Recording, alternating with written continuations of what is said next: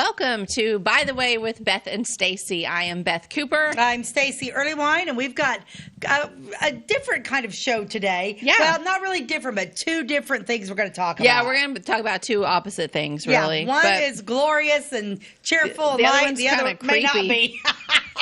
But both of them have to do with Christmas. Yeah. And one of them is local. Yeah, So- one of them is local. We're going to talk a little bit about we it. love local history, but sometimes around certain holidays or themes, we kind of go into just history in general. But Yeah, I think and it's that's fun okay. just to- People, as long as you guys are learning something, right? Well, the thing about it is like when we do, like we started that off with our Halloween show. It's like, why does this stuff happen? Why did we do this type of thing? I learn a lot. I really did learn a lot of stuff. I really Yeah. enjoyed it. So Yeah, me too. But yeah, so it's kind of got a little bit of a different feel today. But Yeah. So I don't know.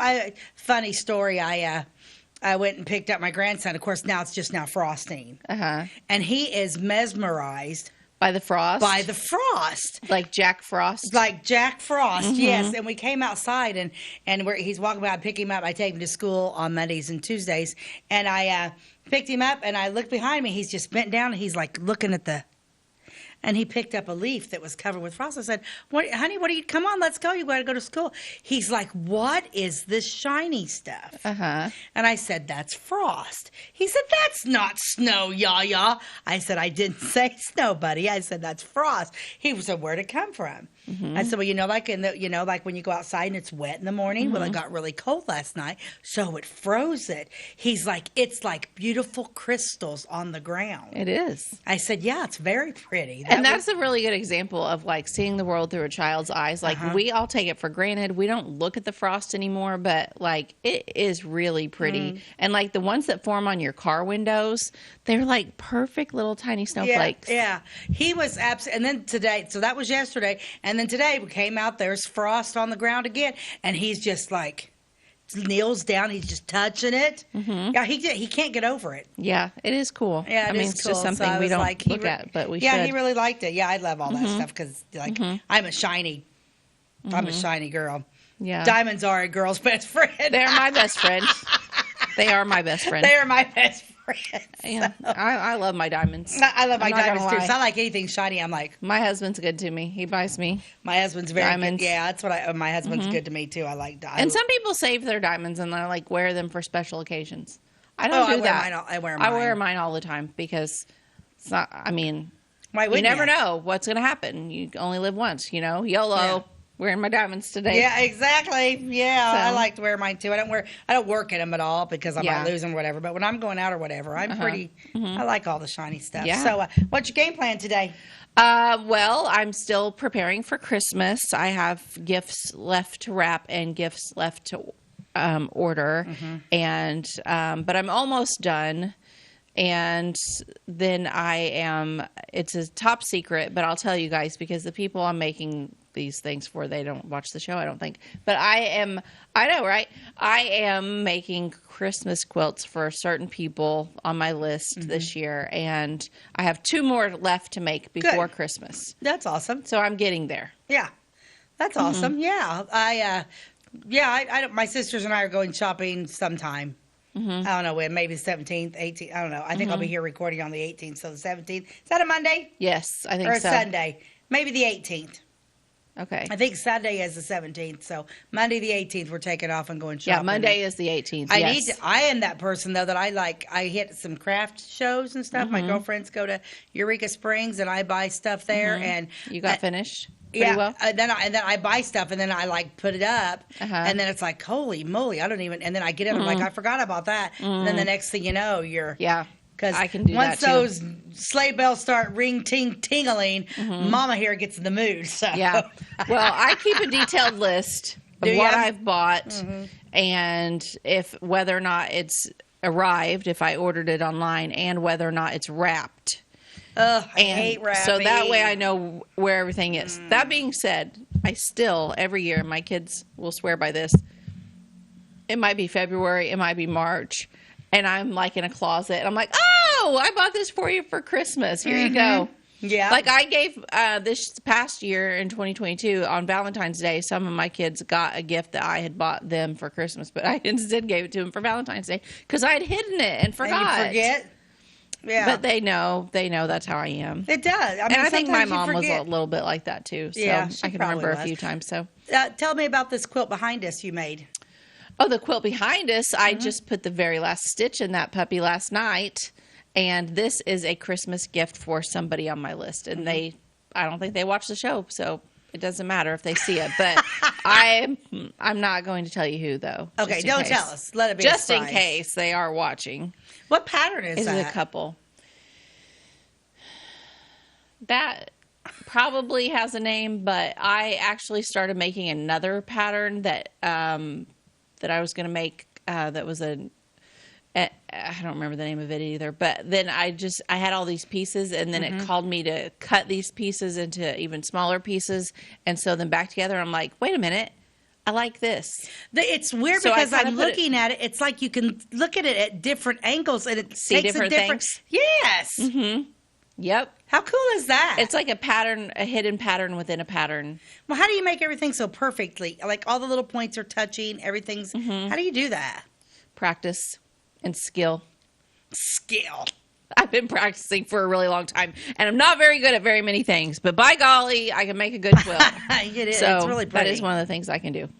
Yeah, I So do thank like you it. for the compliment. But Yeah, I yeah, I like do it. like Yeah, that I one. like I've been it. trying to do Christmas quilts Yeah, since I we're just can't every time I. Christmassy. Yeah, it's like or just sitting here looking at it. It's like like those things that like you stare at for a while and then you Yeah. see something behind it. Those were so popular in the 90s, those pictures that were like you put your nose up to the picture. Yeah. And then as you bring your head back, you see a hidden. I love those. Why aren't those still a thing? I don't know, but I You love never see those. I bet Jack would like that for Christmas. He would like that. You know what? Something that and he's not what. I bought them kaleidoscopes. Oh. I love kaleidoscopes. Yes. And there's a place down in Eureka Springs that they make them. They're Yes. handmade. Yes. And they're I've sweet. actually seen one from there. I think he said it was Arkansas. I have a friend in Evansville that collects kaleidoscopes, and he has them from all over the world. And he showed me a couple of them. Yeah, And I think one of them was from Arkansas. Yeah, But it they're was really there. neat. Now, the one, of course, JoJo's going to be 2 in January, and Jack is 4.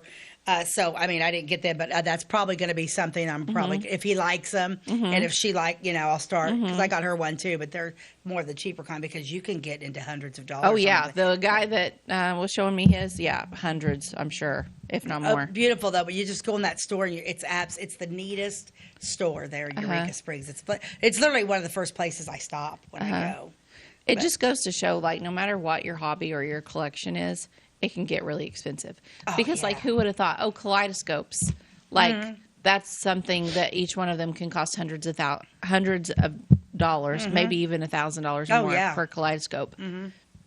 I mean, was that news to you guys? Because it just does, I mean, if you're into firearms, you can buy cheap ones, you can buy expensive ones. If you're into quilting, you can buy name brand fabric that's like $13 a yard, or you can buy Walmart fabric that is like, I'm a $5 a yard. depression glass. Sometimes I can buy that stuff. It's sky high, and sometimes I can get it for nickels on the dollar.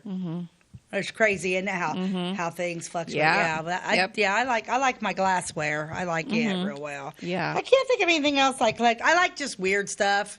I do like a lot of weird stuff. Speaking of weird stuff, so this is a weird Christmas ad I got you, and I Okay, and yeah, I found let's hear your it's ad. from the 1950s. All right. Okay, you're gonna be surprised, but okay. Yes, that's a beer ad. Schlitz, the beer that made Milwaukee famous. So look at her. Oh, I know. Don't they mention Schlitz at the beginning of Laverne and Shirley? Yeah. Harp, Schlemiel, Schlemagen, Oh. Harp and Sanford Incorporated. They work in a beer factory. Yeah, but I thought Schlitz was one of the words, but maybe Probably. not. But so it's, but yeah, look at them. They're like, so she's looking at one thing and there's Schlitz in it. Come back here. And then the dad's looking, they've got their Christmas She's looking packages. at a fur coat in the department store window. That's Yeah. what she's looking at. Yeah, and he is. He's looking at the neighboring store where all the beer is. Let's look at this, what it says down here below. It says, wait, let's shop in here. Window shopping is all right, but when Schlitz, that's a hard word to say too, comes into the picture, nobody wants to be on the outside looking in. The taste of Schlitz gives so many people so much pure pleasure that we're sure you'll like Schlitz the best too. You see, more people like the taste of Schlitz than any other beer. 1950 Joe Schlitz Brewing Company, Milwaukee, Wisconsin. Interesting. That is a cute ad, though. I mean, it's so 50s. Isn't it, though? Look at her tiny little waist. Oh, yeah. And her black pumps. Oh, yeah. And her stockings with the seam in the back. Mm-hmm. Look at her cute little hat, her gloves with the fur. Yep. And then Dad's in his trench coat and his hat carrying all the packages. Yep. Apparently, like, she's looking at the fur coat. He's wanting to go to that buffet and get a Schlitz. No I kidding. just came across that ad and I thought, well, how That's interesting cute. is that ad? I like it. Yeah, but you just don't see. You know, now that I guess the one thing you don't see, so there are still beer commercials on football. So like like advertising is genius anyway, because like Saturday when we were little, Saturday morning cartoons, toys, soap operas. Of course, the reason why they're called soap operas is because they're advertising detergent. So all housewife stuff, and then Sunday football day and athletic stuff is beer commercials. But it's surprising though. But cigarettes no more. I remember cigarette commercials. Oh yeah. Do you? Oh yeah. You remember the Marlboro Man and all those? You just don't. And it's so The weird. Camel. Yeah, it's so weird when I watch an old movie, which I love old movies. You do too. You like them too. To see people smoking in them is weird to me. Yes. Oh, this is funny. I saw this on Facebook the other day. It was a picture of holiday appetizer, and you could take little stick pretzels, and you dip them in white chocolate. And then at the end, one end, you smear it in a little bit of red like icing stuff, and then you sprinkle some black sprinkles just on the tip. Oh! Okay? And then instead of serving them in a bowl, they serve them in an old-fashioned ashtray. That's cool. And it was just full of these pretzels, and they all look like cigarettes. And that's kind of... And on fire, and they served it in an ashtray. Cool. I mean... I thought it was cigarettes at first. I was like, what in the world? Because it's so bizarre to see that stuff anymore because no one shows it. They don't talk about cigarettes. And it's not like you would want to serve that at a party with children and like encourage smoking. But if you were going to an adult party where there was just other, like a cocktail party or something, and you had to bring a dish for the holidays, it would be funny. Yeah, I mean, it would be funny. It would be a genius thing to do. Yeah, definitely not with kids around. But it's so weird how you never see. Yeah. Cigarette, no. But when you watch those, which is good because I'm not a smoker. I never was. But it's just so funny. Like I said, when you watch, especially the 70s, 80s, you're still. But when you watch an old black and white, and they're all smoking. Yep. Yeah, it's crazy. But we're going to come back with some. We're going to talk about the Ingraham Mullins light display in our first segment. But we're going to come back after a commercial break. At your locally owned Napa Auto Parts stores in Flora and Louisville, you can count on experts to have the solutions to keep you running on the road or in the field. More than just your car, the Napa Auto Parts stores in Flora and Louisville carry a large inventory of Napa products for farms, heavy trucks, and just about everything that moves. Experienced associates understand your needs and are ready to help with the perfect part at a great value. That's Napa Know-How at your locally owned Napa Auto Parts stores in Flora and Louisville. Briscoe Surplus Sales on the northeast edge of Flora is your one-stop do-it-all shop. Looking for rugged boots and footwear from great brands like Lacrosse, Rocky, and Carolina? They're there. How about top-notch small engine parts and service? Briscoe Surplus Sales has it. Whether you're wiring your switches or switching your wiring, Briscoe Surplus Sales has the solution and the know-how to help you get the job done right the first time. Briscoe Surplus Sales, your one-stop do-it-all shop. We like technology at Flora Savings Bank. Here's what you can accomplish in our mobile banking app in less than 30 seconds. See account balances in your transactions, set up an account alert, make a transfer between accounts, get an alert text message about your transfer, pay a bill, turn your debit card off and then back on. It all happens in the palm of your hand with our free My Bank to Go app. Search My Bank to Go in the App Store or Google Play and give mobile banking a try. Flora Savings Bank, member FDIC and equal housing lender.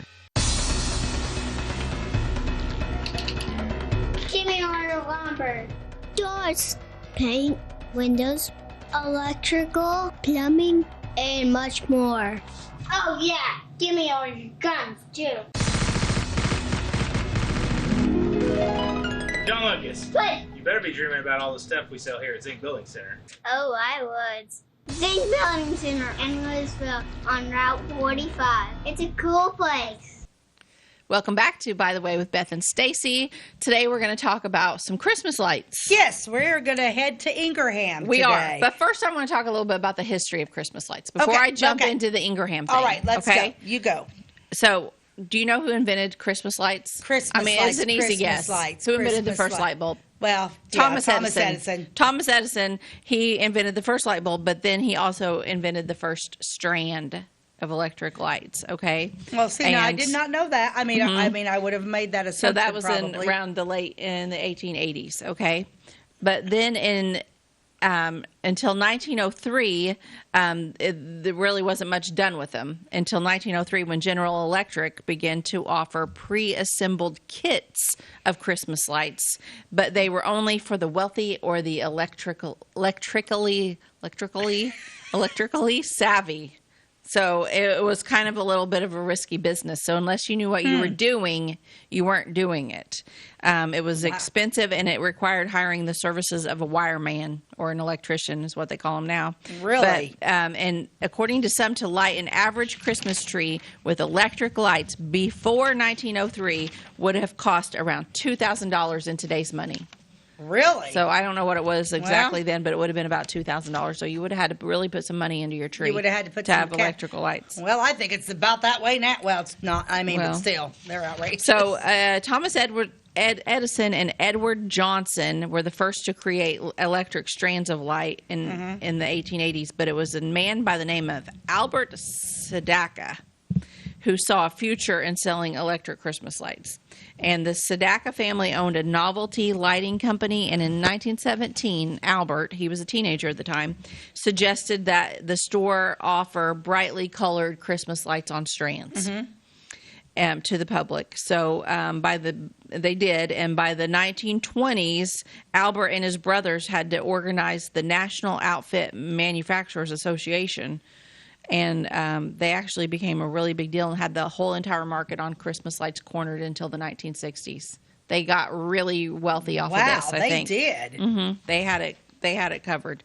But anyway, so the tradition of Christmas lights, like what we're used to today, outdoor light displays like around town or at people's homes, that began in North America. So that was not something that we took from Europe. A lot of the other things we've talked about, We do. holiday foods We and do other things, take, yeah. like a lot of it came from Germany, a lot of it came from England, Ireland. We can call this one our own. The outdoor light displays are Well, because purely it's American. extravagant, we love it. That's right.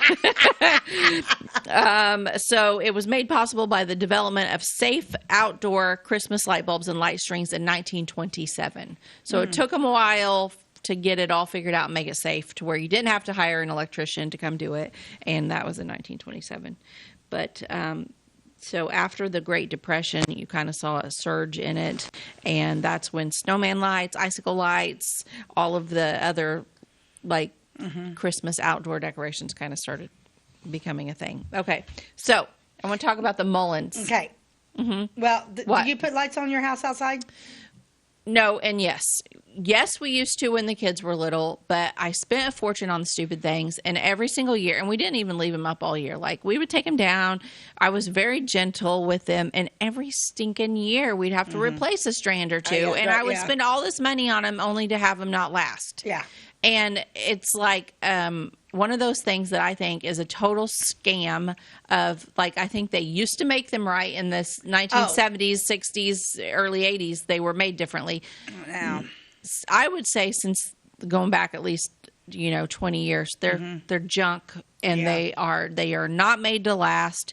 They are made for you to replace often, so that you have to spend more money. Oh, I agree. And I just got tired of it. And Yeah. and Jason and I were both like, let's just not. And then we bought one of those really cool things that is like a projection thing onto your house Yeah. that looks like red and green light. So we have used that the past few years. This year I haven't put it out yet, but the kids asked me this year, Did Mom, Where- why don't you decorate the house anymore? And I'm like, it's just a lot of work. Our porch is decorated now. It just doesn't have lights on it. It's beautiful if you drive by in the day, I'm like, just look at it in the daytime. And they're like, but we like it when there's lights on the outside. I'm like, okay. And then fast forward, I swear to you, not 5 minutes later, we're in the car driving somewhere after dark. And we drive by this gorgeous home that somebody had put probably over $1,000 worth of lights on. And I'm like, look at these. Just admire these. They're beautiful. And they're like, eh. I'm like, okay, if you say to that, there's no way, because I'm not going to all that trouble or spending that much money on lights. We went up to Menards and bought all brand new lights, spent a fortune, probably $500-600. Yeah. Because it goes around the garage and everything, if not more than that. And we got home, put them on, and one strand has been out the entire time. It's exhausting. Plus, our house is very peaky, and it gyms up there on a ladder. Yeah. I don't like that. So then last year I'm like, okay. So then we went a period because the boys were gone. We went a period. Then we got the grandkids. Yeah. So I'm like, let's put them back up. You know. So that's when we bought the new lights. Yeah. Because I still like the old fashioned big bulbs from the 50s. Yes. And me too. Those are my favorite. Those are hard. Well, if you do find them, the strand is like 3 feet long instead of 9 feet long, and it's like probably $15 for that one 3-foot section. And so this year, I told Jim, I said, after last year, I said, just take them down. Let's be done with it. Well, he never took them down. So we have lights. We have partial lights. Yeah. So that one little strip, not gone. So irritating. The rest of them are, but it's just like, it is irritating and they were brand new. Oh, yeah. So, like, I hate when that. my kids were little, Jason and I would be out there hanging up our lights that we just spent so much money on. And then this old man across the street, the sweetest man, Gerald was his name, Gerald Maddox, lived across the street from us. And he would be out there and he would hang the exact same strand of lights every year. Probably had owned them since 1970 or 1960. And every year his worked beautifully. And they were the big bulbs. They were colored lights. He hung them all the way across the front of his house. They looked perfect. They never, ever even went out. Not even one bulb. No. I mean, perfection every year. And but he bought them in a different era. And I'm out there every year. Jason and I both, like struggling with these stupid lights. And I'm like, wish we could get a strand like Gerald over there. His were made to last. So ours were not. We're talking about so this is why I brought this up. So we're talking about our lights. Can you imagine being the Mullins family? Oh, yeah. And putting up 60,000? Yeah. So, all right, let's start. Yes. So we're talking about the Paul Mullins family. Paul and Noma, they lived in Ingraham, which is in Clay County, which is just at the north part of our county. I'm saying all this because not everyone watching is from Clay County. And they were known for their Christmas light displays. And they were incredibly they were known throughout the entire Midwest, okay? Absolutely. So I'm just going to give you a little history. So they're the family that put Ingraham on the map. They're known as the ones that put Ingraham on the map. And then Paul actually wrote a little bit of a book about it. So I have some of this in his own words. And it said, a quote from him is that when we started, I did not think it would ever grow to be one of the largest private Christmas lights displays in the Midwest. But it doesn't matter where we go. People say, oh, you are the Mullins that had the Christmas light display in Ingraham. Like everyone around here knew who they were and had been by there. Yeah, because they came from state. I mean, we have. Yeah, I'll get into that. Get to that. Yeah. Okay, so the Christmas display was started in the mid-1950s, which is even way earlier than what I thought. Right, yeah. And they just had decorations around the house and a few lighted characters. But each year they added, just for their own pleasure, just for fun. But it was a family project, and it grew to a point in 1970 that they, this is in his words, decided to open to the public and invite people to come by and visit. So the first year's guest books attendance records showed around 3,500 signed visitors. That's how many people stopped and signed in. My name's in that book. 3,500. But as the years passed, they have registered as many as 60,000 people in one season. Can you imagine? Think about that, guys. 60,000 people coming in your yard. That represented as many as 49 states and more than 21 countries. Lots of people drove past, and they never stopped to sign the guest book. So if you counter in those people, holy moly, that's a lot of people. He said that a neighbor would sit at his window and count the cars that were driving by, and then he would tell Paul the next morning how many went by. And he said most of the time it was 5 cars per minute on a good night. 5 cars per minute. That's a lot of cars. I can't even fathom that. Can you? So this is, in Paul's words, he said, around 1970, we had a TV tower, and we put our first lighted Santa on the tower. We set out new shrubs around the house, and we thought, it'd be nice to put Christmas lights on the shrubs. Then later, we set shrubs out along the road, and we thought, we'll put some lights on those shrubs, too. And then we buried underground cable for the lights for the roadside shrubs, and then that was the beginning of our Christmas light display. So, what did you just say? So they ran an underground cable to the ones that were out by the road. That's brilliant. So that way the cords weren't all over, and that was the beginning, he said. So then they continued to decorate every year, and it grew to be a worldwide show. We always continued to add and change things, and they've had 3,000 people in one night, 3 tour buses one night, and they did it for 26 years. So this display is no longer there. Paul and Noma have both passed away, but that was how it started. I think we have a picture. Let's show a picture before I talk about the rest. Yeah, this is more probably in the earlier days. I'm wondering. There's not a lot there. Let's see if we have another picture. Yeah, here we go. There's the barn. So you can see there's something big in the background, and that's that big silo in the back that they always decorated. So, it says in later years it took 850 man hours. Yeah, my goodness. To install, and 350 man hours to take it down and put it away. They operated it off of 5 transformers. So the power company would come and put 5 extra transformers in, and that's what they operated off of. And Paul said the power company really liked us at that time of year. Did he ever? Does he say in his book how much their electric bill was? People would ask how much the light bill was, but I would always say, "Give me your name and address, and I'll send you the bill." And he never once had one taker. Can you believe that? Oh my goodness! So no, he did not. He did not say how much. Yeah. So let's take a quick commercial. Oh, okay. Yeah. Let's take a quick break and we'll come back because the story's fascinating. We'll be right back. If you're looking for a loan for your brand new home, call Clay County State Bank. If you want to transfer money so your future will look sunny, call Clay County State Bank. We got checking and savings and bill pay too. An online bank, just ask our crew. For all your banking needs, we think you will agree. Clay County State Bank is the place you need to be. Clay County State Bank. At Clay City Banking Company, we're all on the same team, regardless of zip code. At home, work, school, or across the country, you can be part of our team with our cutting-edge mobile banking products. From your hand, you can check balances, transfer money, make deposits, and pay bills. Looking for a loan? We've got you covered with our mortgage, agriculture, commercial, and consumer loans. Join our team today. Clay City, Flora, Louisville, and Fairfield Banking Companies. We're the hometown banks, member FDIC, and equal housing lender. It's the weekend, and your symptoms are worsening. The morning of a big meeting, and you have a bigger sore throat.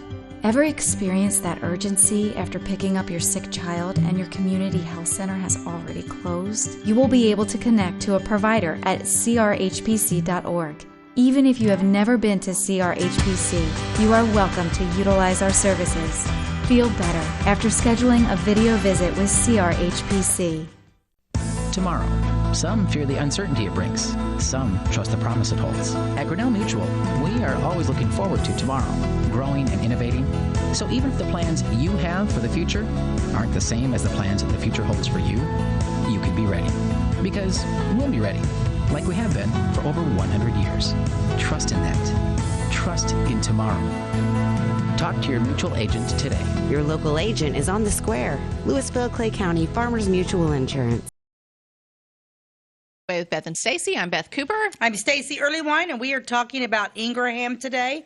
We are talking about the beautiful Mullins Christmas lights, which I enjoyed. I can remember. I loved it. I can remember going by there. Yeah. I'm going to let you keep going with the history, and then we'll just talk about it. So, 1970 was when they started inviting people to come by, and that first year they had 3,500, but now it's not now, but later years it was over 60,000 per year that they knew of.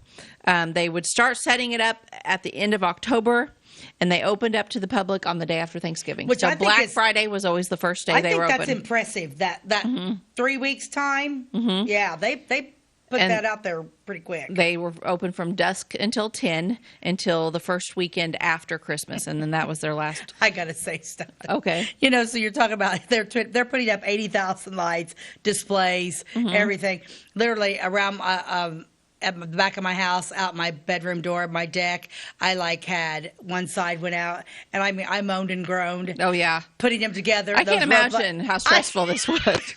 Then I was trying to get the old. They were cold. I can't even fathom it. Yeah, I was. They really had to love this to do this. It took me 20 minutes. I was losing my mind. He must have been a very patient man, this Paul. He must have been. I don't remember them. So they decorated silos, barns, windmills, and other structures. They were all outlined with lights. And then just about every Christmas theme is shown somewhere on the farm. So every part of the farm was somehow Christmassy. There was elves outside of a Santa's workshop, a life-size nativity scene, with three-dimensional Bethlehem on the horizon, reindeer of Santa's sleigh, one-horse open sleigh. Hey, please tell me you have a picture of the Ferris wheel. I think I do. Let's see the next picture. Yep. I love the Ferris wheel, and there's the sleigh. So they actually had a real sleigh bringing out there. back so many memories. Yep. Oh, I love that. There was a barnyard with a 3-ring circus of fun with dancing ballerinas and prancing horses. The Statue of Liberty. Oh, did they send you a picture of the Statue of Liberty? I have that one. Is this the last picture, Ty? I think it might be. Oh, two more? Let's see them. Do you have the... Oh, look at that. There's one more from a distance. So it's really hard to incorporate the whole thing into one picture because this... Well, it's huge. This was on... There's the Liberty Bell. The Liberty Bell's right there, isn't it? See that right in front of the barn door, or that little where Santa Claus is? Isn't that the Liberty Bell? Look in between the two trees. I think that is, yeah. Yeah. Do you see it? No. Okay, so you got the two trees here, left and right. Yeah. Look in the middle. Just look across the road, straight. Yeah. See the Liberty Bell? It looks like there's a bow on top of it. I think it's literally on the ground. It looks like an angel to me with wings and her dress. Oh, I feel like it's... See, but it looks like there's a little bell thing hanging down there. Yeah. I don't know. It's a mystery. We'll never know. I'm like, all I see is an angel.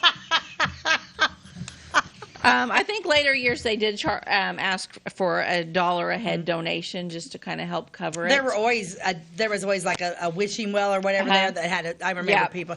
And then they had bonfires. They started selling popcorn and stuff too, I remember. Yeah, I'm going to get to that. So they actually had 3 different proposals there over the years of people being asked to, propose to be married. And one guy had them play a special tune as he proposed in the gazebo. And Paul said, I always wondered how that marriage worked out. I don't know. But they made a lot of friends over the years because of the lights.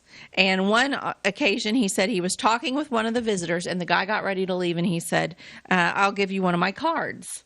And Mr. Mullins was like, okay, thank you. And he noticed it had an airplane on the card, but he put it in his pocket.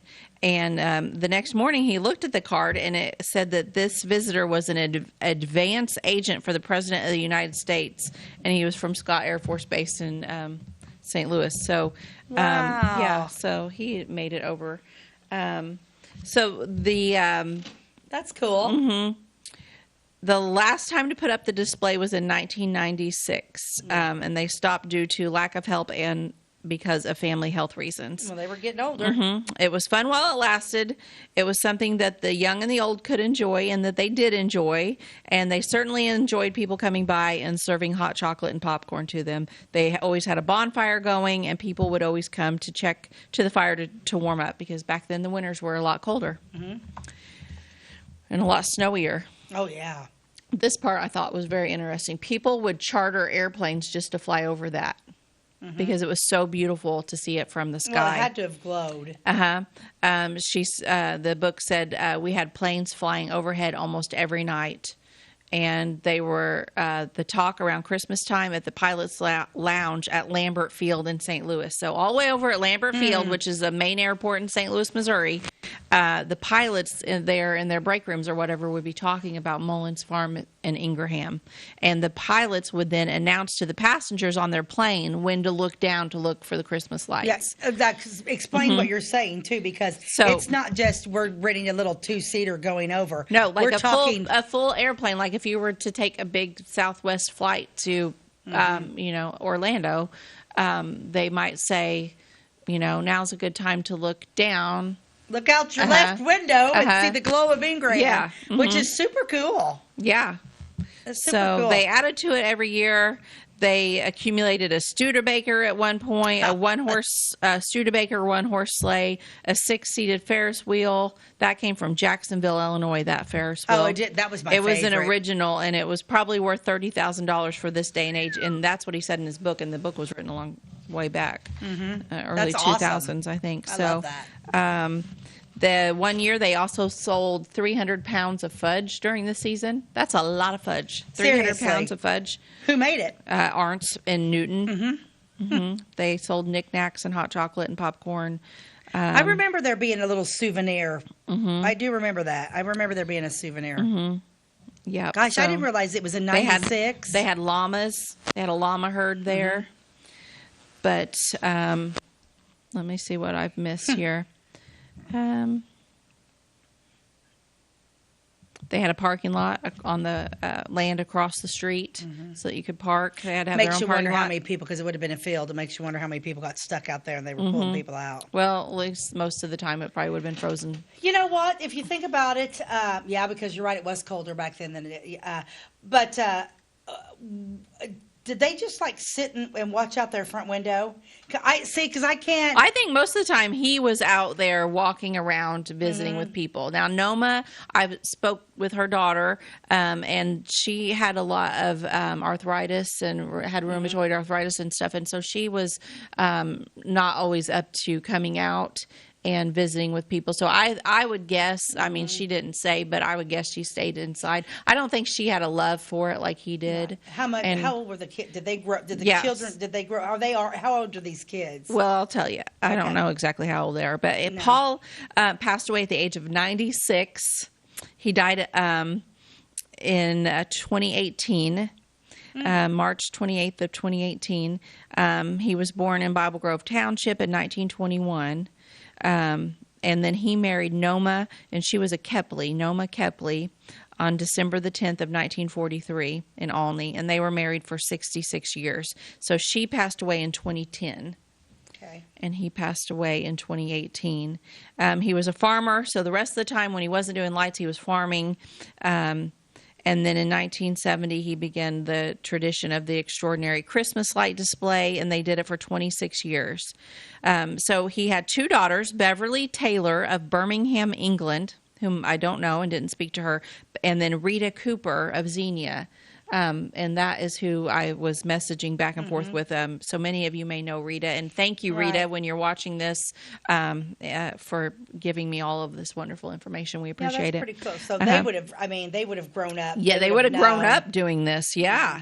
And then they have 4 grandchildren, Stephanie Twazy of England, Luke Taylor of London, England, and then Travis Cooper. A lot of you may know Travis, and hopefully he's watching as well, of Xenia, and then Laura Blamy of Victor, Iowa. So she was Laura Cooper. Many of you may remember her. She was a fantastic basketball player. I remember that. She was probably the best female basketball player to go through the school. I think that her middle name is Beth. I think her name is Laura Beth Cooper, because I remember seeing her name a lot in the paper, and it would just I would see Beth Cooper, and I'm like, what? And it wasn't me. You're like, I'm not playing basketball. Womp, womp. Yeah, she was a phenomenal athlete. But yeah, she was great.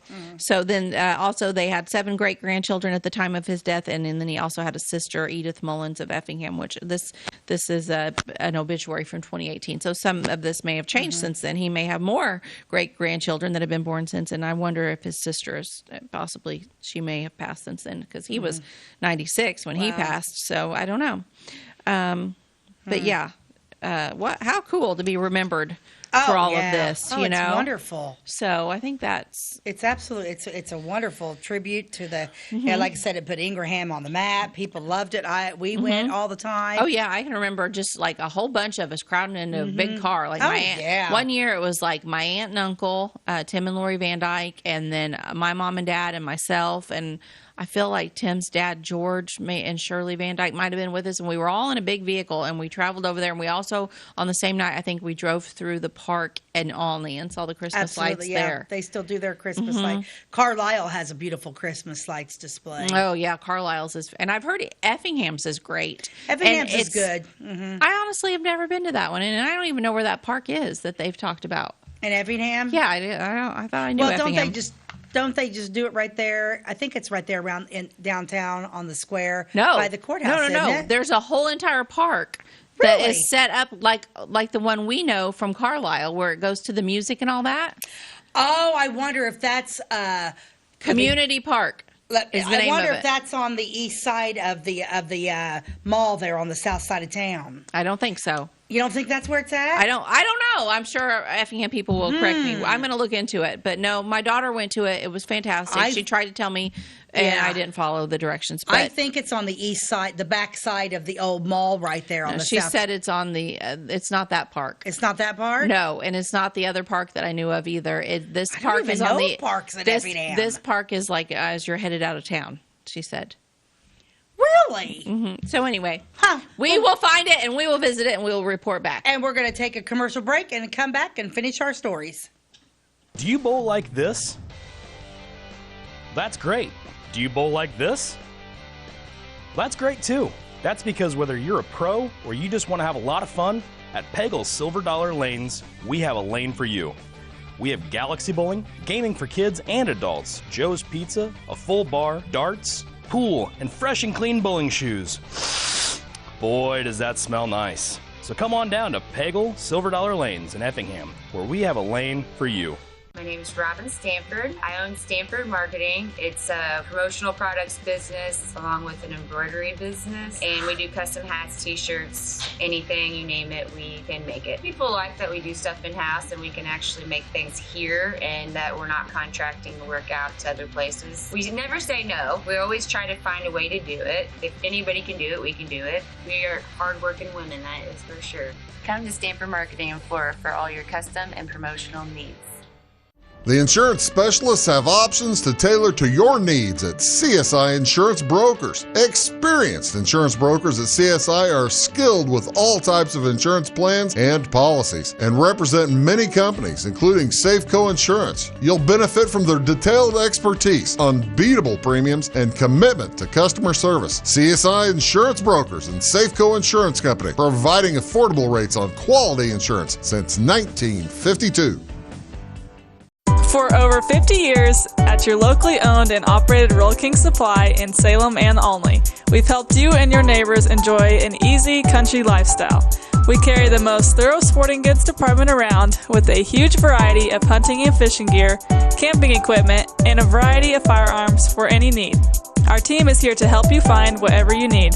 Open every day, it's Roll King in Salem and Olney, your locally owned farm and home store. Okay, welcome back to By the Way with Beth and Stacey. We are talking about Christmas lights and all kinds of fun Christmassy things. Yeah, we went to the zoo over at St. Louis Zoo. We took the kids last weekend and went to the zoo lights. They were nice. Yeah, I mean, they were nice. I think I might have been expecting a little bit more because it was the St. Louis Zoo. I mean, but they were worth going to. Apparently, there's a big racetrack over there, too, that you can drive through. Oh, really? But by that time, the kids were cranky and Pawpaw was cranky. Time to go. So we had to... Yeah. If you have kids in the car, so much, you can only do so much of that. You can only do so much. We're going to completely flip gears. We are. Okay. I mean, just like, floop. Yeah. So we're going from Christmas lights to, I want to talk about something that I had never heard of until a movie came out called Krampus. A scary Christmas movie came out. Okay. And I'm like, what is this? I like my scary movies. And then lo and behold, after this Christmas movie came out, the next year, you remember when we went to watch the kids at the Christmas concert at the high school? And my husband Jim portrayed Krampus. And I'm like, what? He is the dark side.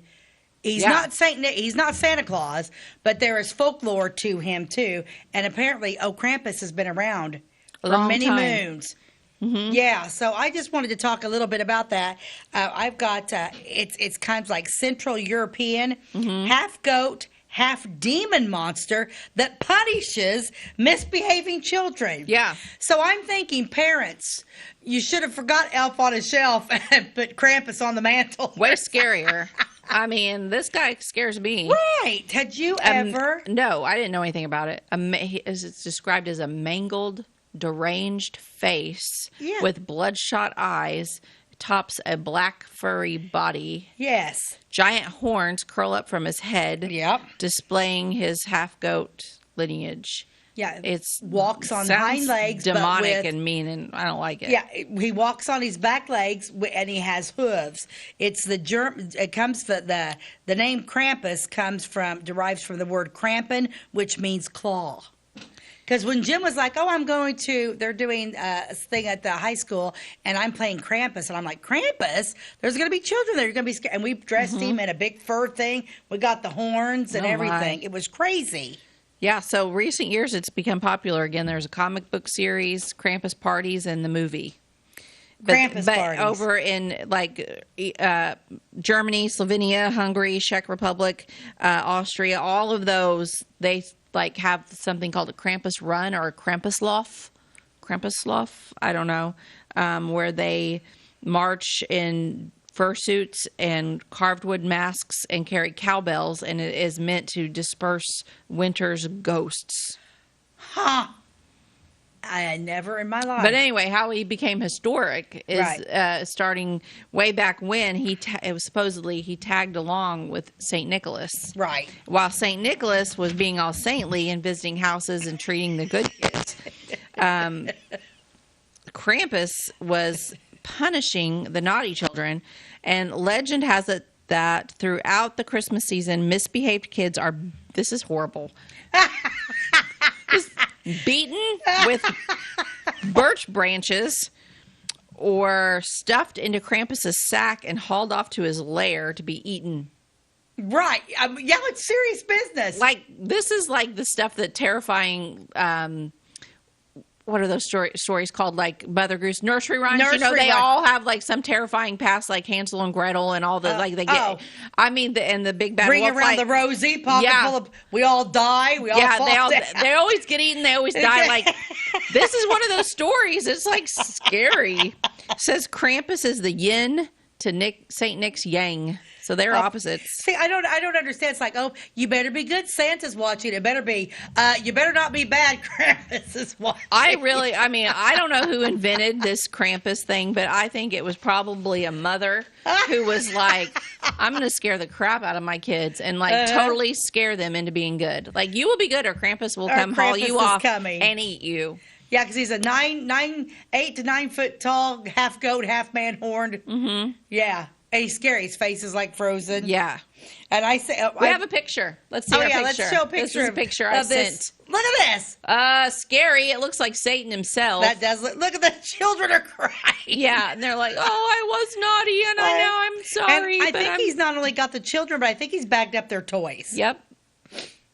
Yeah. And look in his hands. He's got the birch branches. Well, yeah. He's about to beat him with them. I can't even remember, though, when we were down at the school. And Jim read the band played, and Jim had speaking parts. Yeah. It was crazy. And then what you can't see in this picture, but I'm guessing is probably there's a mother at the doorway saying, I told you so. Good luck with them, Krampus. But I had never heard of this till about 2 or 3 years ago. Yeah, I never heard of it either. Yeah. Did you know that December 5th is that's Krampus's day? Mm-hmm. Yeah. Yep. And here's the other thing. Some people decorate with Krampus around their house to keep their children behaving. Well, kind of like the Elf on the Shelf. Elf on the Shelf freaks me out, though. The elf is known to, you can't touch the elf. It'll lose its magic, but it'll watch you and it'll report back and everything. It doesn't beat the children or hurt them or eat them, but it's kind of a little bit of the same thing. Like Krampus is watching, and if you're bad, I'm just going to say right now, I'm glad Elf on the Shelf came after my kids were gone because my elf would never move. Mm-hmm. It's kind of like the Tooth Fairy sometimes forgot to. Well, I don't know if there's any children that are watching this, so I'm not going to say a lot about the Elf on the Shelf. But my kids are older, and the Elf on the Shelf doesn't come to our house. No, we don't. Yeah, I never did. He didn't come to our house. Mm-hmm. And it also says that Krampus masks are valuable pieces of folk art. Oh. We were actually in a... Not in my house. No, it's kind of scary. We were where were we at? Oh, when I took that trip last year, Jim and I and Carolina, and we took Route 66 to Arizona. Uh-huh. And we were in New Mexico. Mm-hmm. Albuquerque, New Mexico, and we stopped in it was like Christmas market or whatever, and all this stuff. I loved I really liked it. It was really a neat downtown. I've only flown over it, and it looked like a total vacant, dusty place. But there was nothing. But that downtown was really neat, and they had Krampus masks, and I'm like, those are, because we're always fascinated by masks and stuff. They were like $3,000 and $4,000. These masks that were kind of like Krampus. Those might possibly be the very last thing in the world that I would ever buy. Yeah, I just looked at him because Jim was like, wow, look at those masks, Ace. And I'm like, oh my God. And I'm like, yeah, no. But they're hand carved, very detailed, real animal fur. Oh my gosh. Yeah, it's Who crazy. would do that? Why? I don't know. Why? But I bet they sell them a lot. Oh, probably. But Krampus does have a weakness. Oh, yeah, what? Krampus has a weakness. If you give him fruit, like apples and oranges, if the child sits down and eats that with him and engages in conversation, Krampus will leave, harming no one. Gosh, so maybe he's a little bit like the Grinch. He might be like the Grinch. Like, because at the end of the movie, the Grinch, then he kind of comes around. He just needed a friend. He just needed some love. Mm-hmm. So maybe Krampus just needs a little conversation. All you need is a little fruit, a little conversation, and Krampus is not going to chain you up. Oh, my gosh. And take you down to the gate. They're like, hey, I know you want to eat me, but have you tried a Honey Crisp apple? Because they're the best. They're the best. Here, let me dip it. Yeah, let me dip it. Let's dip it in caramel. Yeah, makes it even better. And then let's talk about the weather. How's it been? Where you been? Apparently, he lives in Austria in the Alpine region. Yes. That's where I did read that. Krampus lives. Mm-hmm. But yeah, I think that's just, I don't know. I was like, you know what? It's nothing we could have done a whole hour on, by no means. Not. I mean, we covered it in like 9 minutes. Right. But it was like, I wonder how many other people, when they first started reading about this, went, things that make you go, Yeah, I wasn't familiar with it at all. I'm like, I heard of it. I remember when Jim did that. It didn't really mean anything to me. I didn't even understand what it was. Krampus. Because I had watched the movie the year before. Because, like I said, I watched it, and I'm like, I didn't realize Krampus was based on a folklore. Yeah, and don't think that Krampus is a Christmas movie. I mean, it is. It is but not a it's Christmas more movie. of a horror movie. It is. It's not a Christmas movie. So if you're not into that, don't watch it. Yeah, but and like I said, then we did that at the Christmas. I'm like, wow, what is this, Krampus? And I started reading into it. And now this quote today is great. It's a big one. It's by Steve Jobs. Oh, okay. Okay. This is a really. What's he have to say or had to say? What did he have to say? What did he have to do? Doody. Okay, here it is. This is awesome. Your time is limited, so don't waste it living someone else's life. Don't be trapped by dogma, which is living with the results of other people's thinking. Don't let the noise of others' opinions drown out your own inner voice. And most important, have the courage to follow your heart and intuition. They somehow already know what you truly want to become. Everything else is secondary. Steve Jobs. Now, Steve Jobs is who? He was the inventor or the beginner Apple? of Is he the Apple guy? Yeah. Yeah, I mean, these people that do this, I mean, somebody like I agree with some of what he said, not all of it. Yeah. I'm not a follow your heart kind of person. I don't think we're supposed to follow our own heart. I'm not going to jump into a whole lecture or a sermon here, but I believe that we're supposed to follow God, not our own heart's desires. Right, I never did it. Yeah. Well, follow your heart. I never even really understood what that meant. Yeah. What Well, does that mean? Follow just your heart. Whatever Because your, I'm like whatever a gut your own instinct. desires, follow whatever your Yeah. heart desires. Well, sometimes your heart No. desires things that you shouldn't do. So, Oh, yeah, that's so true. That's why that- I kind of disagree with that part. But I do believe that, the whole thing about live in the moment and be your own Your gut person and don't instincts. worry about the opinions of others. All of that's really good advice. Yeah. But yeah, like I said, I always said, you of course you the most love. Sometimes you think, well, but in his case, he's not. He's talking about success, not love. Follow your own heart and love. But like I said, we're supposed to have a heart for God. We're supposed to be like he's talking Jesus. about success, and some of that is good. Don't let the noise of others' opinions drown out your own inner voice, Right. And have the courage to follow your intuition. Because sometimes your gut feeling, that's different than just following a desire. But your gut feeling, man, my gut is spot on most of the time, and I just have to learn to follow it. Anytime I don't go with my gut instinct, I fail. I know. Every time I do that. Okay, so I got one more for you here. We got a little bit extra time. This is from Vesta Kelly. This one's a good one. Don't know her. Snowflakes are one of nature's most fragile things, but just look at what they can do when they stick together. Ooh, I like that one. Yeah, that one, I like that one. That one better. gave me chills. Yeah, look what they can do when they stick together. Yeah. Yeah. Good. Snowflakes are so beautiful, too. Good job. Well, I loved making those when we were in school. You cut out all the paper. We might still do that this year. So just not that very many years ago, probably in the last 3 or 4 years, for Christmas, we decided to cut out some snowflakes, and all of us had a little trouble remembering exactly how to fold the paper the right way to get the best result. So what do you do in these times? You go to YouTube, and Jason watched a great YouTube video. Then he came to the table. We all gathered around the table. We had friends over too, and there was about 6 or 7 of us, and he showed us all how to make paper snowflakes, and we made a ton of them. I used fishing string, and we hung them all over dangling from our ceiling in our living room, our kitchen, our hallway, everywhere. It was so festive. Oh, I bet that. It was and you beautiful. Can glitter them babies. Yeah, Ooh, we I don't bet do that was glitter. Cool. We don't do glitter. Could you imagine? You could really make them something. But we made them and we used a little bit heavier paper so they weren't, so after you unfolded them, they hung nice. And it was just so pretty. And, somebody that's from like a ritzy neighborhood or something might walk into my house and be like, this is so tacky. I didn't care. My kids had the best time. And I think that would we be did it as a awesome. family. We had friends that joined us, and we had content like, who's this cuter? And there was one of them, and we don't even know how we did it, honestly. We didn't try. We didn't follow a YouTube video, but the parts of it looked like little doves, little white doves into the snowflake, and the other area of it looked like a Christmas tree. I bet that was Chris's. It was completely. It probably was Chris's. She's so. She's my artistic. She's one, artistic. I'm going to go with it was Chris's. It probably was hers, but it was an amazing little snowflake, and it just happened by chance. Cool. But anyway, yeah, neat. Love those. I love that last This one. was a fun show. It was a good show. Yeah, so We're done. I love everything Christmas. So Me thank too. you guys for joining us. As always, you can watch us on Channel 100 on Wabash TV daily at 11. You can also find us on YouTube. By the way, with Beth and Stacey, like and follow us on Facebook. We'll see you next time. God bless you and have a great day.